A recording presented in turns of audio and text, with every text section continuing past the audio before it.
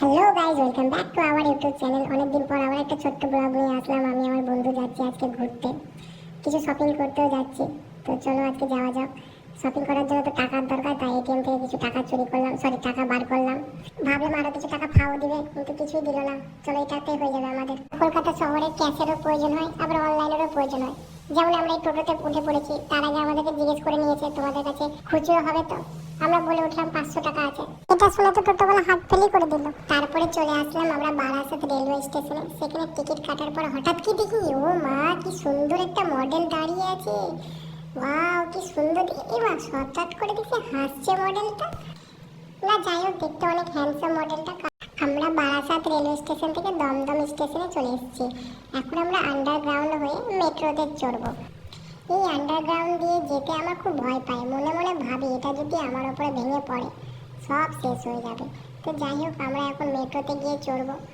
তো সেখানে আমাদের মেট্রো কার্ড করা আছে, আমাদের তাই টিকিট কাটতে হয়নি। আমরা চলে এসেছি। এসে দেখি কি মৌমাছি চাকের মতো প্রত্যেকটা গেটে ভিড় এত। খুব কষ্ট করে এই শর্ট বসতে দিয়ে আমাকে বসে কি ঠান্ডা হাওয়া দিল, একটু রিল্যাক্স ফিল হলো। এরপরে বেরিয়ে পড়লাম আমরা এসপ্ল্যানেডের ওপর দিকে। কি সুন্দর জায়গা দেখে তো আমার সেই দেবের পাগলু গানের কথা মনে পড়ে গেল। একটু গানটাও গেয়ে নে।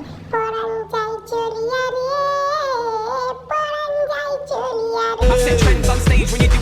কি সুন্দর কলকাতা, সত্যি মমতা দিদি লন্ডন বানিয়ে রেখেছে কলকাতা। আমার এই রূপটা তো খুব ভালো লাগে, এত পরিষ্কার পরিচ্ছন্ন।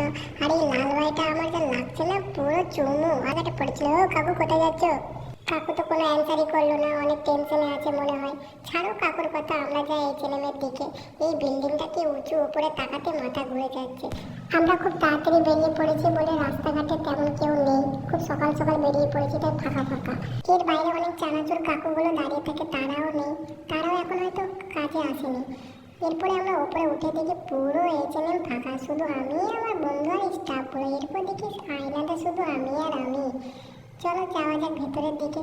তাই তো কোনো একটা কেউ আসেনি, আমরাই মানে ফার্স্ট কাস্টমার। চলো ঘোরা যাক পুরো এইচএনএমটা।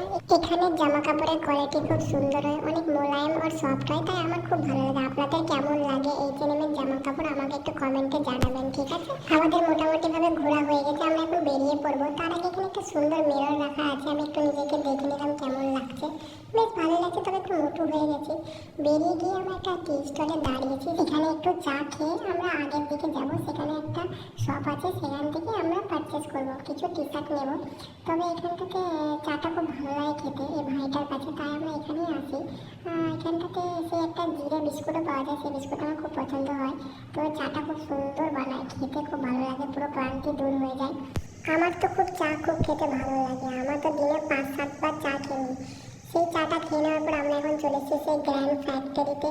এখানে সমস্ত ব্র্যান্ডেড টি শার্ট থেকে শুরু করে সব কিছুই পাওয়া যায়, এবং তার উপর অনেক রকম অফারও থাকে, এবং অনেকটা কমও পাওয়া যায় এমআরপি থেকে। তো আমাদের খুব শুগুলো খুব পছন্দ, কারণ ছেলেদের তো শু খুব পছন্দ, আমারও খুব পছন্দ। মনে হচ্ছিল যেন সবকটাকে নিয়ে চলে যায়, আমার এত ভালো লাগে এই শুগুলো। এগুলোর মধ্যে আপনাদের কোনটা ভালো লাগছে একটু জানাবেন কমেন্টে। আর আপনারা যদি কোনটা ইউজ করছেন, কোনটা কেমন কি একটু অবশ্যই জানাবেন, তবে হয়তো পরে আপনাদের কথা শুনে হয়তো আমরাও নিতে পারি। আমরা এখন ওপরের দিকে যাচ্ছি টি শার্ট সেকশনের দিকে। সেখানে গিয়ে অনেকগুলো টি শার্ট রাখা থাকে, সেখান থেকে পছন্দ করবো। হঠাৎ করে দেখি আমার বন্ধুটা কি ড্যান্স করছে, কিন্তু আবার করতে বললাম, সে আর করলো না, লজ্জা পেয়ে গেছে হয়তো। চলো যাওয়া যাক টি শার্ট সেকশনের দিকে। সেখানে গিয়ে আমি ইয়েলো কালার টি শার্টটা পছন্দ করে ট্রাই করলাম। ফিটিং খুব সুন্দর আর খুব আরামদায়ক পরে লাগলো, কিন্তু আমার পছন্দ না। আমি এই হোয়াইট কালারের টি শার্টটা আর একটা এই রেড কালারের টি শার্টটা পছন্দ করেছি, যেটা আমি বন্ধুকে জিজ্ঞেস করলাম কেমন লাগছে, সে বলে ভালো লাগছে। আপনাদের কেমন লাগছে একটু জানাবেন। এই দুটো নিয়েই আমরা আজকে আমাদের শপিং কমপ্লিট করলাম, এবং ফেরার পথে আমরা ট্রেনে করে ফিরলাম। সেখানে গিয়ে আমরা গল্প করতে করতে আসছিলাম, হঠাৎ করে দেখি পাশে একটা আমার ভাই বসে আছে, সে তো পুরো শুয়ে পড়েছে, বেচারা ক্লান্ত হয়ে গেছে হয়তো, তাই আমি তাকে কোনো রকম ডিস্টার্ব করলাম না, কারণ অনেকে খাটাখাটনিও করছে। তো ফাইনালি বারাসাত ফিরে আসলাম আবার। আমার হাতে যেটা দেখতে পাচ্ছি সেটা আমরা ফ্রি পেয়েছিলাম 2000 টাকার কেনাকাটিতে। এখানে ব্লগ শেষ হলো। ভালো লেগে থাকলে লাইক, শেয়ার, কমেন্ট আর সাবস্ক্রাইব করবেন। টাটা।